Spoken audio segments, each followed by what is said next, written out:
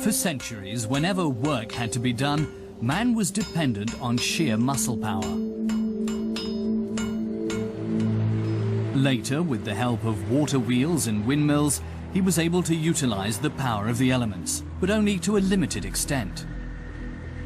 It was not until the early 18th century that a new solution presented itself to those who wished to be independent of the weather and geographical factors. That solution was the steam engine.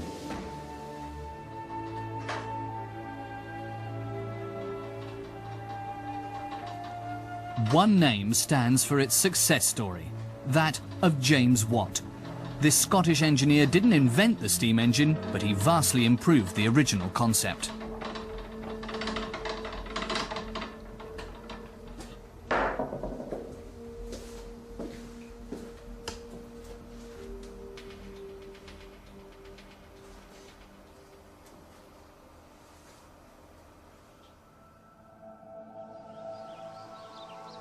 In 1775, Watt and his partner, Matthew Boulton, set up a factory in Soho, today a part of Birmingham, which manufactured modern steam engines for delivery to industrial centres all over Europe.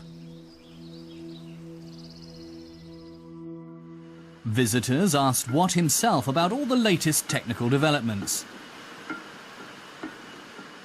But he wouldn't reveal any details. Indeed, he kept his knowledge a closely guarded secret.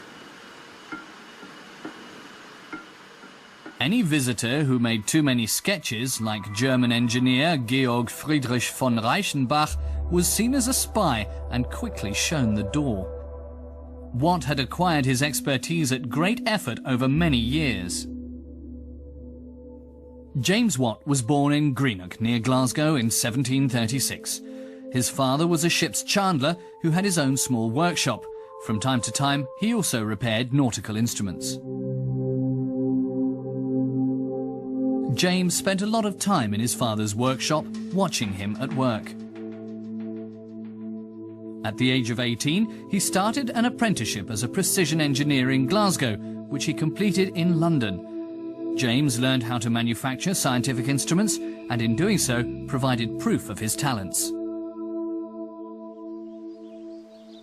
In 1756, Watt returned to Glasgow. Since the length of his training did not meet the requirements of the craftsmen's guilds, he was not permitted to set up his own workshop.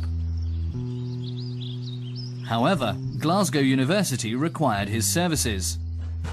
And in 1757, it allowed him to open up a small instrument-making business on its premises. This was a real stroke of good fortune for Watt. Since staff at the university imparted modern technical knowledge and engaged in research. Its scientists were particularly interested in the steam engine.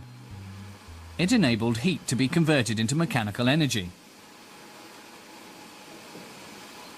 In 1712, a blacksmith and inventor called Thomas Newcomen had built a practical steam engine. It was designed to improve the efficiency of water pumps in mines so that galleries could be driven further underground. With Newcomen's invention, water is made to vaporize in a boiler. The steam is fed into a cylinder. The pressure from the steam and the weight of the pump rods on the other side of the beam slowly force a piston in the cylinder upwards.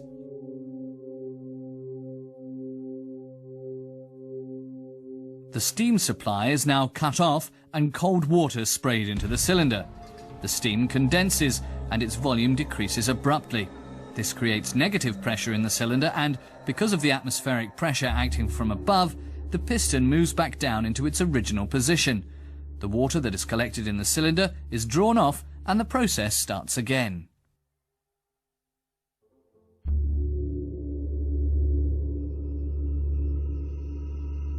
For many years, steam engines were used primarily for operating pumps. Newcomen's success was also revealed by the fact that a model of his machine was used at Glasgow University for explaining how steam engines worked. But the model didn't always function as well as intended. When it came to an unexpected stop yet again, it ended up on Watt's workbench for repair. James Watt began to examine a machine that was totally new to him.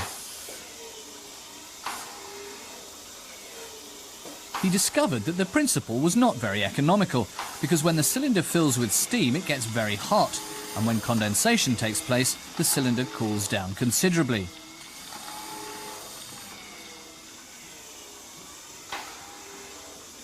With each working cycle, the cylinder first has to be heated up again, so a large amount of the steam supply is wasted.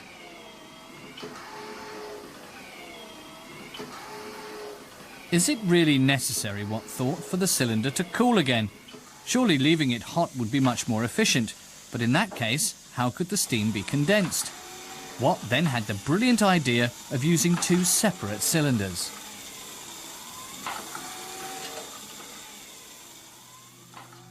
At the start of his process, the piston is at the bottom of the cylinder. When steam is introduced under the piston, this subjects it to pressure. As with Newcomen's machine, the pressure from the steam and the weight of the pump rods force the piston upwards.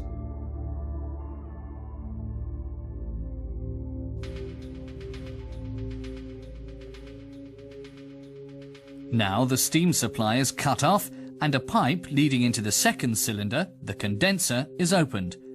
In this case too, the cooling of the steam creates negative pressure, which, together with the atmospheric pressure, forces the piston back down. The pipe connecting the cylinder with the condenser is then closed off again and the steam valve opened. The process can now be repeated without the steam cylinder having to cool down.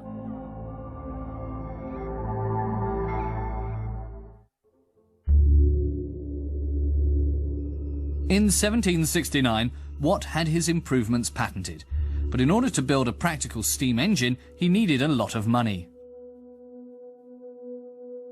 He found a financier in John Roebuck, a mine owner. In return for his support, Roebuck claimed a 2/3 share in Watt's patent.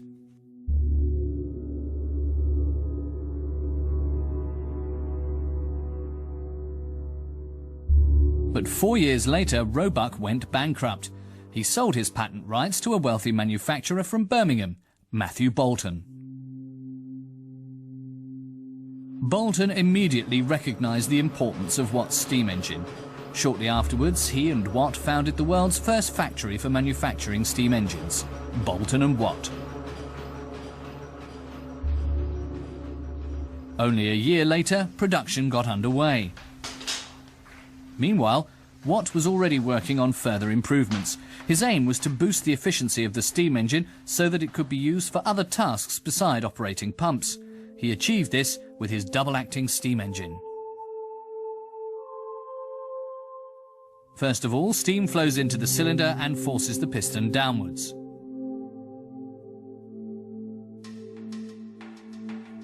Watt's idea was that when the piston is at the bottom of its stroke, steam pressure could also be used to force it back up. To achieve this, the steam supply is cut off at the top and opened up at the bottom of the cylinder. Steam now flows into the cylinder from below and forces the piston back up, and to prevent steam at the top from impeding the upward movement, the steam supply there is cut off and the connection to the condenser opened. When the piston is at the top of its stroke, the process begins again. The steam supply is opened at the top of the cylinder and shut off at the bottom. At the same time, the connection to the condenser for the superfluous steam is opened. With this technique, Watt was able to utilize both piston movements, upwards and downwards, to achieve a vast improvement in efficiency. The double-acting steam engine was also suitable for converting the up and down motion of the piston into rotary movement. So instead of just pumping water out of mines, the steam engine could also be used to drive other machines as a substitute for wind and water wheels. To achieve this, Watt invented a special transfer mechanism, a planetary gearing.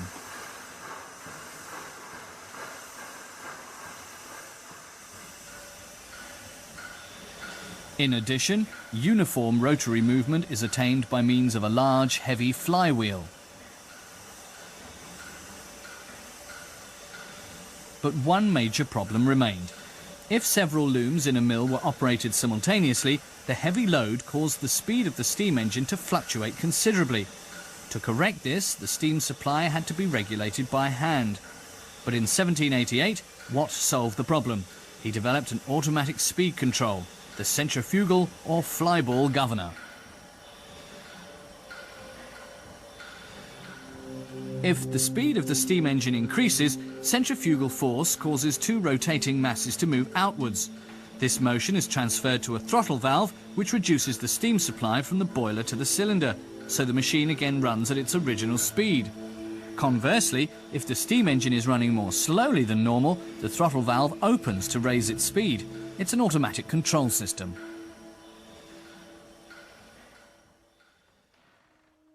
In order to describe the advantages of his rotary steam engine in a better way, Watt introduced a measure for its output: horsepower. The work done by horses had been used for this purpose at an early date, but Watt made the comparison more precise. In 1782, he calculated the size of a steam engine for a sawmill. He'd obtained data on the performance of the horses used in it from the miller.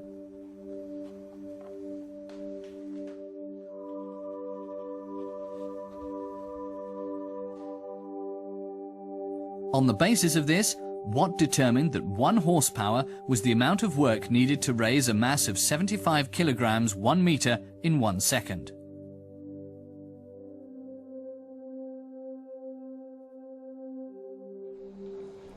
Through their improvements, Boulton and Watt enabled the steam engine to achieve a breakthrough. Now, it wasn't just mine operators who wanted the new type of steam engine, but also the owners of paper and cotton mills. A few years later, James Watt was a wealthy man. Patent revenues to the tune of more than £76,000 swelled his bank account. And his achievements were soon recognised by Britain's social elite. In 1785, James Watt, a man who had never studied, was made a Fellow of the Venerable Royal Society of London. Watt's steam engine was successful, but the limits of its performance capacity had not been reached. However, Watt's patent rights prevented other engineers from developing steam engine technology any further. They had to wait until 1800, when his patents expired. One step which Watt had always declined to take was the use of higher pressure in his steam engines. But this enabled the construction of smaller and even more efficient machines, which opened up new areas of application.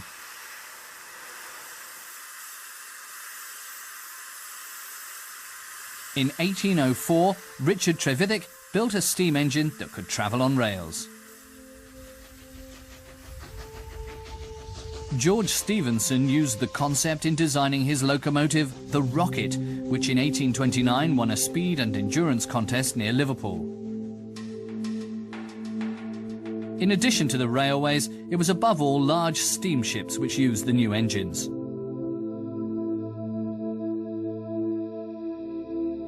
James Watt died in Heathfield near Birmingham on August the 25th, 1819. Nearly 200 years on, the man whose developments launched the modern industrial era is still very much present in our everyday lives. Not only in the horsepower unit which he introduced, but also in the watt and the kilowatt, units which have replaced horsepower as a means, for example, of indicating the output of a car engine.